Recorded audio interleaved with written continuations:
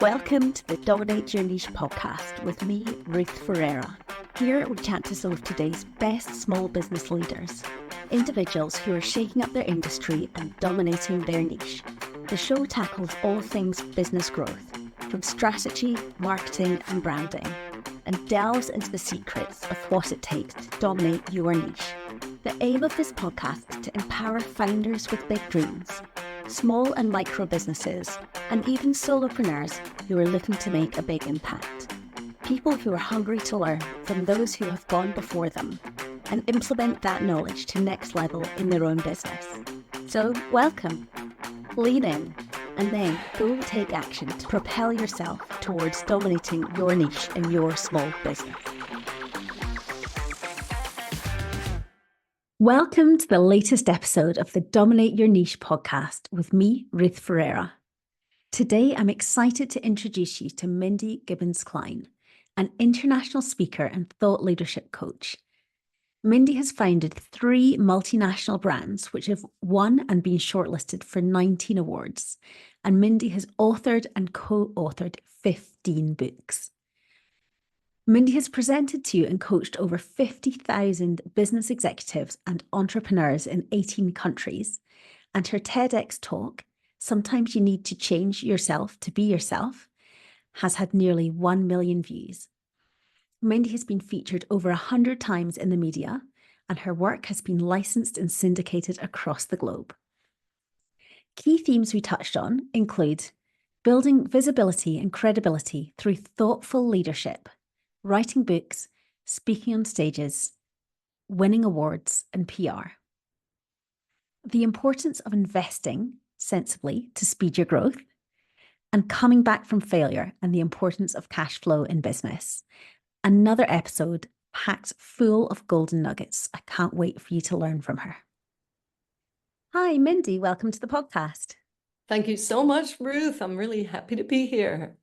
Awesome. Delighted that you're here. So, Mindy, you are an international speaker and thought leadership coach, and you have founded 3 multinational brands over the years.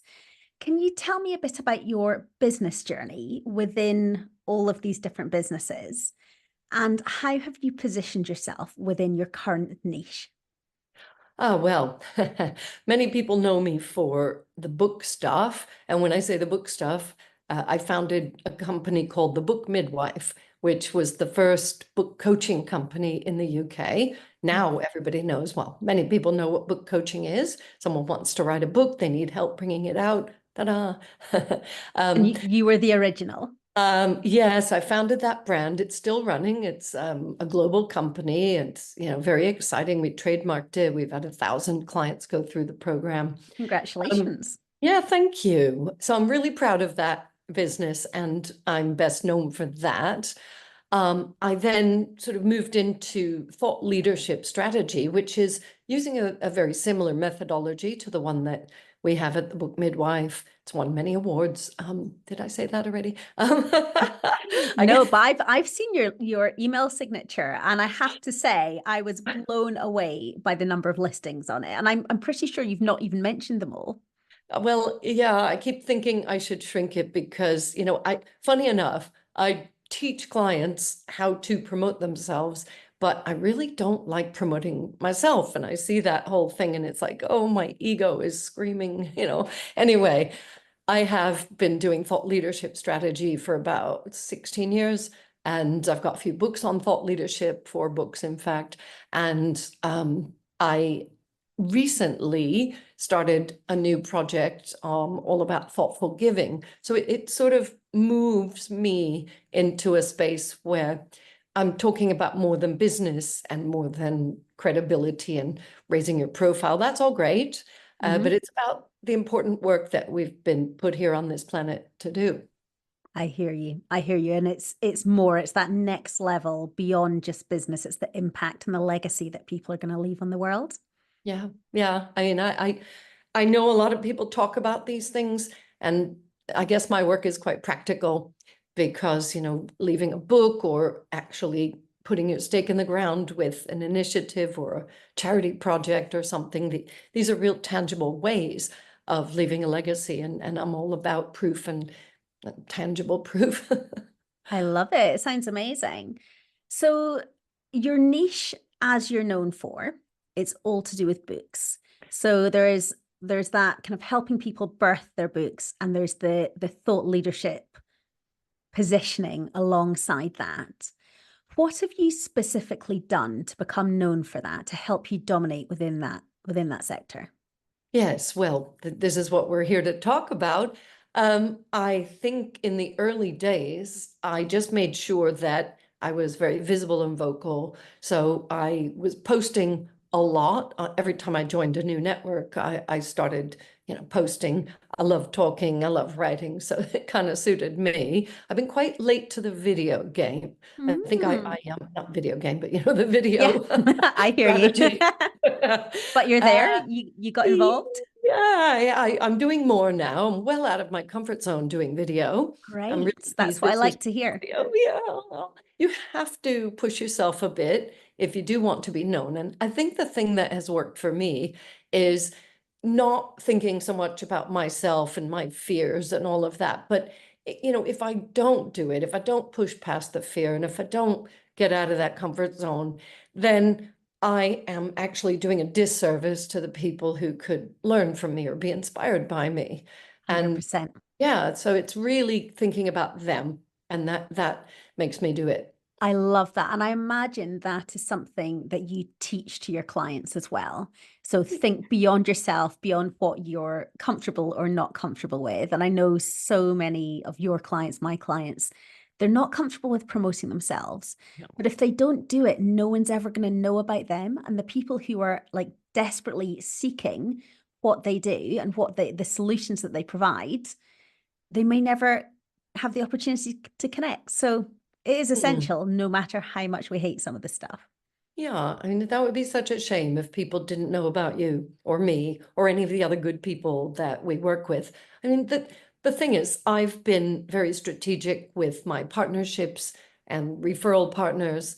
That's in a way, I've leveraged other people's networks and people who believe in the work I do. I know you do the same, and word of mouth is so powerful. Mm, So over the years, I've had dozens and dozens of people sending me referrals, love and it. yes, we have a commercial arrangement.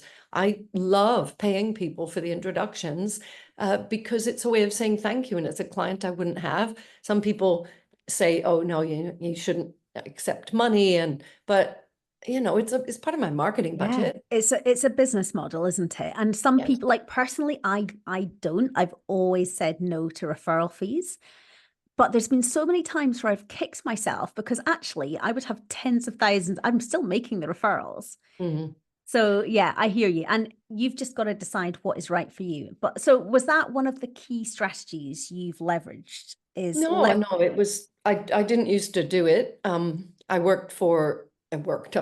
was regional director for one of the business network organizations who shall remain I nameless. can guess which Um, one. They make it into every yeah, single fecking podcast, it's but we won't name fine. them.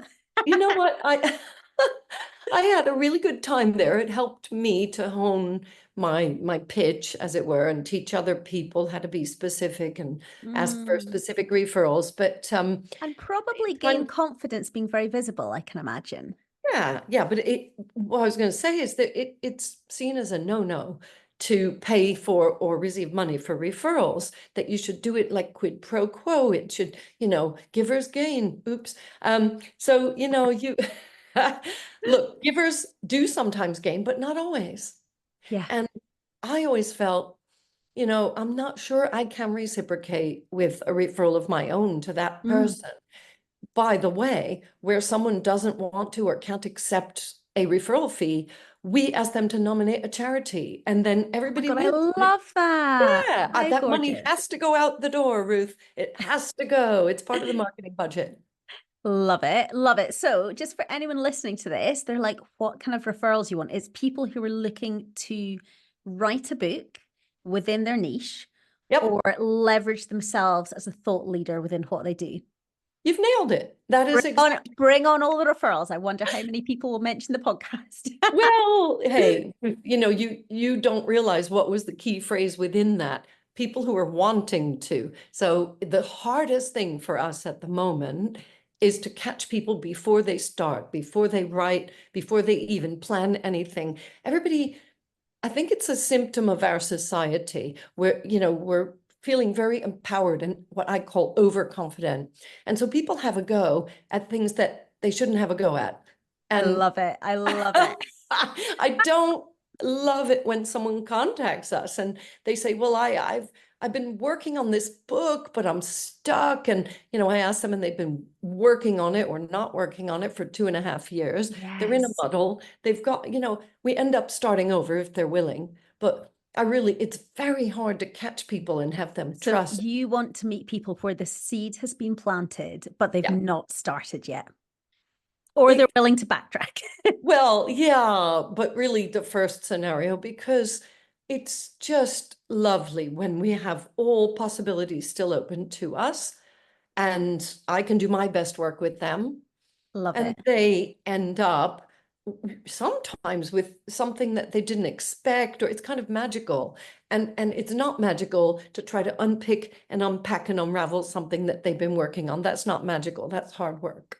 I hear you. If you're looking to grow your business, I have something that may change your life. The Success Method course is for small business owners who would like to take their business and their profits to the next level in the next 12 months. Click the link in the show notes to find out more. So, Mindy, something that I have picked up from your bio is that you've been featured over 100 times in the media. How on earth did you manage that? That is quite an achievement. It is, but I mean, that's over 20 years, 2 decades of, a lot of PR. So first of all, I would tell the listeners, if you really are serious, PR can work. Every PR campaign I've done, and I mean paying an agency, has resulted in coverage. Love And it. I couldn't tell you how much I've invested over the years. I can imagine. Yeah, and it's, that is the only way. You'd think, oh, I'm doing great work. The media is going to pick up on what I'm doing. No, they're not. No, you've got to get them to pick up on it. You've got to, Yeah. yeah. It's too much work, I think, to do your own PR. I know there are people who would argue with that statement, but I think experts should stay in their lane and stick to what they're good at and outsource and delegate the rest. And I love doing my thing and having an agency promote me. And like I say, it's yeah, it has resulted. I think it's well over 200 or 300 pieces of coverage. I should count one day, but it's a lot of work. No one wants to count stuff like that. Just It's a round up. lot. It's perfect. It's absolutely perfect. Okay, so within your visibility, there's been a lot of PR. You've written a whole heap of books. You're also speaking internationally on a massive variety of stages. How did you go about, in your early days of speaking, how did you go about getting yourself onto those stages? Well, it was really funny. I put the word speaker in my profile 20 years ago, and Naya's not that many people were speaking publicly, or Okay.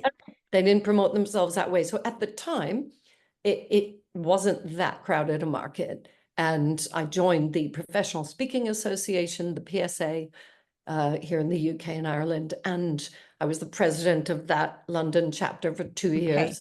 So what I'm hearing is you join the organizations that are going to bring you the business, and then you get yourself very visible within those organizations. Is that a fair summary?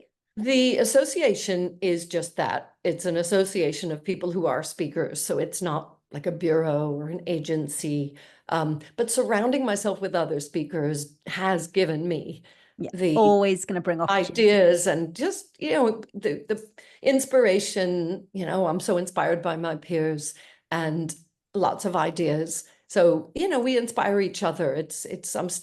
I'm now a fellow of the PSA, and I would recommend it for people who are already speaking and want to connect with other speakers. That's, they want to just be surrounded by their peers. That's what the PSA is about. I love it. Okay. So you mentioned earlier thoughtful leadership. Yeah. Is this the same as thought leadership?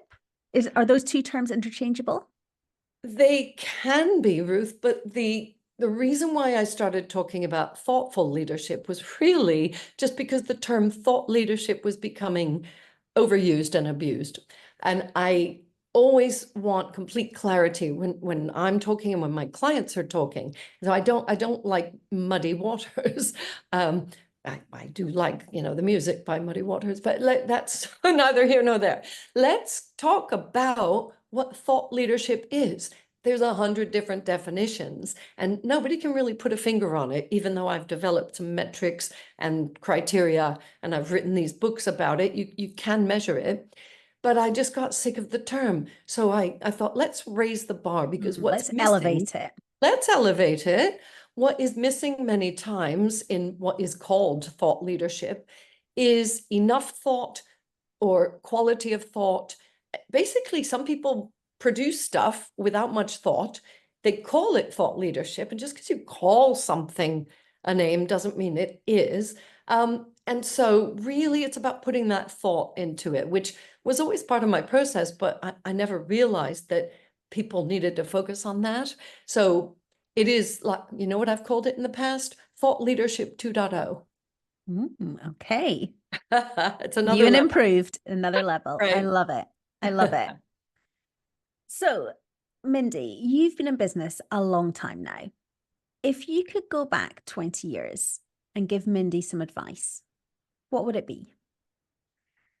I think I would have invested, I would have come up with more money to invest in really key technology and other services, even, from outsourced providers.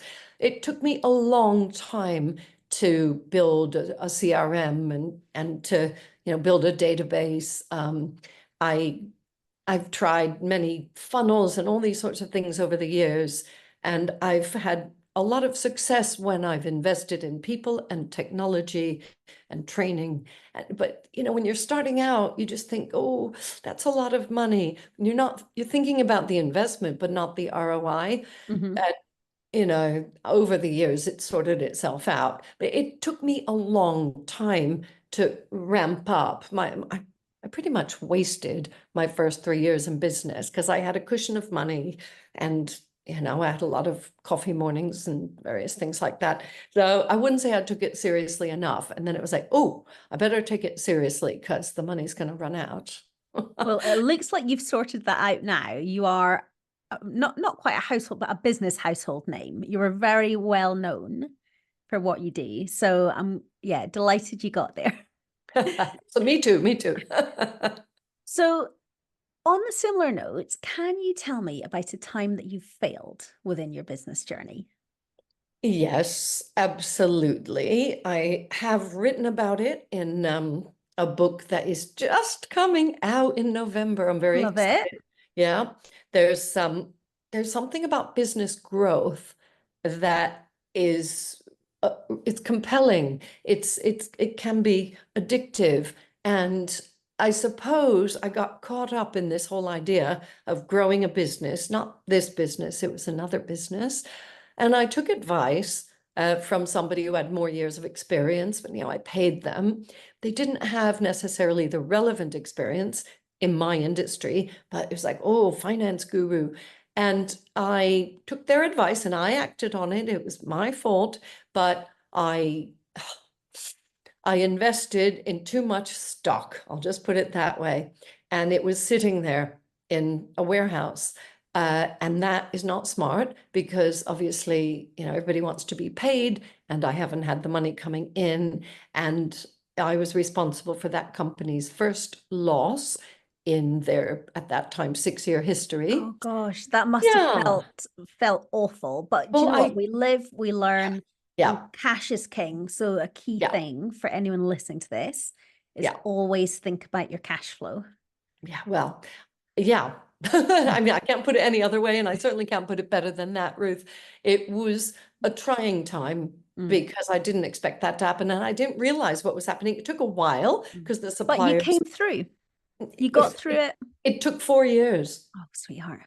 So, 4 years during which time I think I nearly lost the company 3 times and finally, dug my fingernails in and tried some very creative strategies, got back into the black, built it up and sold it.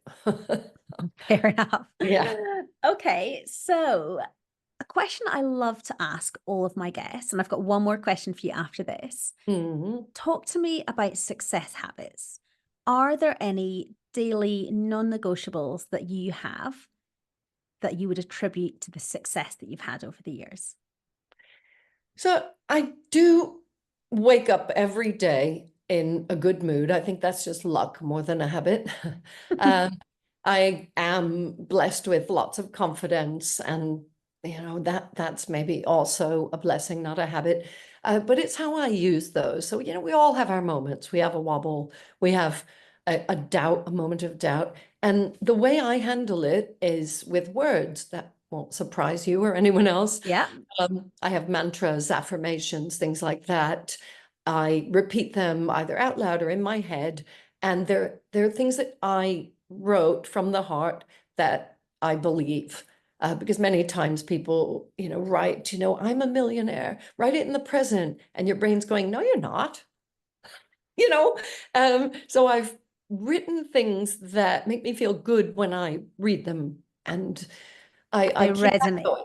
Yeah, and Yeah. I do watch my language. I mean, working with words is a real privilege. I don't take it lightly. I And watch what words I'm are saying, so and powerful. It's yes, something I call a lot of my clients and business contacts up on all the time. Be careful yes, what you say because our words absolutely. have so much power. There was somebody the other day who kept saying, "Oh, I just can't remember the I can't remember those words. I can't remember names. I can't." And I just gently said, "Maybe stop saying that because I think you're reinforcing it." And we had a laugh. And but she had no idea she was even saying it. So the words are very powerful. So powerful. And I'm going to take that actually because I would often have used that phrase myself and never really attributed it. Mm. Interesting. Thank you. Well, whatever we say out loud, we also hear. And Yeah, it just creates this vicious cycle, I think. And then we start believing, these negative words instead of all the positive things that are also true. I love it. Okay, so Mindy, final question for you. You have founded an incredible initiative that you are soon to record a TED Talk on. Can you give us a sneak preview? Can you tell us about it? Absolutely. Thank you so much. Because of all the things I'm doing, this is the one that really gets me going. That it's so important. So we're talking about giving1%.com. And it's about encouraging individuals to consider what they are giving on a regular basis. And I'm talking about money. So, through my research, I discovered that charities globally have lost over $15 billion in donations since the start of the pandemic. 15 billion. Wow. And Wow. people panicked and canceled their donations due to fear and uncertainty.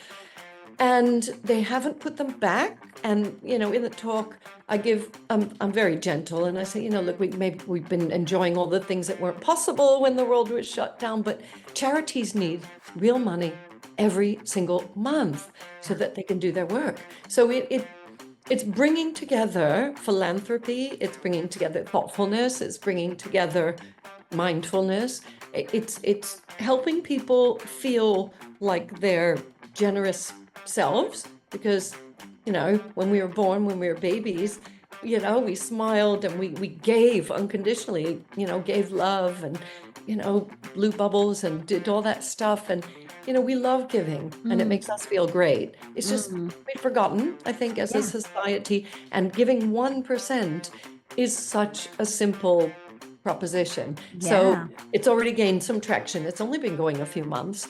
And I really see this becoming kind of part of our public psyche I just want everyone to think about what they are giving to charity on a regular basis. I don't care which charities, so that's what the project is about. Thank you so much for asking. Oh, how exciting. Well, good luck for when you record your TED Talk, and I will update the show notes when it comes out live. So make sure you ping me that link. So for our listeners, where is the best place to connect with you? MindyGK.com.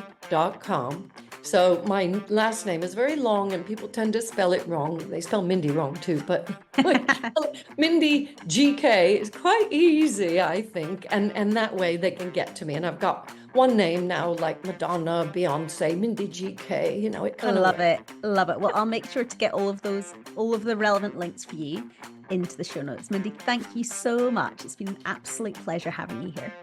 Thank you. Thank you for listening today. If you like what you hear, please hit subscribe and leave us a review. Even better, come connect with me, Ruth Ferreira, on LinkedIn and Instagram. I'd love to get to know you.